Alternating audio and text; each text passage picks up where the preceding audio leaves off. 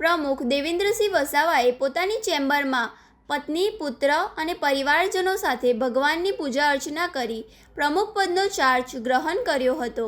ત્યારબાદ તેમને પાલિકાના વહીવટી કામકાજ અંગે જરૂરી માહિતી મેળવી કામગીરીનો પ્રારંભ કર્યો હતો।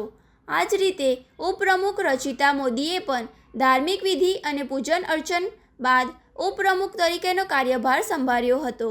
કાર્યભાર સંભાળ્યા બાદ પાલિકાના ચૂંટાયેલા સભ્યો, ભાજપના કાર્યકરો અને સમર્થકો દ્વારા બંને હોદ્દેદારોને શુભેચ્છાઓ પાઠવવામાં આવી છે। સમગ્ર કાર્યક્રમ દરમિયાન અભિનંદન અને શુભકામનાઓનો માહોલ જોવા મળ્યો હતો। નમસ્કાર।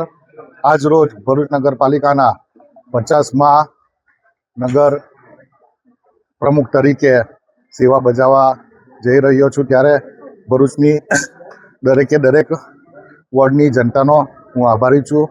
ભારતીય જનતા પાર્ટી સૌનો સાથ, સૌનો વિશ્વાસ અને સૌનો વિકાસને માનનારી પાર્ટી છે। દેશના વિકાસ પુરુષ માનનીય વડાપ્રધાન નરેન્દ્ર મોદી સાહેબના નેતૃત્વમાં ગુજરાત રાજ્યના મુખ્યમંત્રી ભૂપેન્દ્ર પટેલ સાહેબ, નાયબ મુખ્યમંત્રી હર્ષ સંઘવી સાહેબ, ગુજરાત રાજ્યના અધ્યક્ષ જગદીશ વિશ્વકર્માજીના નેતૃત્વમાં જે પણ વિકાસની યાત્રા ચાલતી હતી, એ વિકાસની યાત્રામાં અમને સાથે જોડીને ભરૂચ નગરપાલિકામાં દરેક વોર્ડમાં ભારતીય જનતા પાર્ટીનો પરચમ લહેરાયો છે।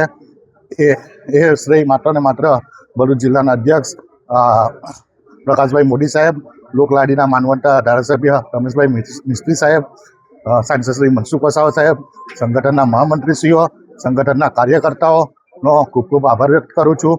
ભરૂચ નગરની ભૌગોલિક પરિસ્થિતિ પ્રમાણે જે કંઈ પણ કામ બાકી હશે, અમે દરેક સભ્ય સાથે સંયુક્ત વિચાર વિમર્શ કરી દરેક પ્રશ્નોના નિરાકરણ લાવીશું અને ભરૂચની ભૌગોલિક પરિસ્થિતિ પ્રમાણે જે કંઈ કામમાં અડચણ હશે એ પણ પૂરી કરીશું।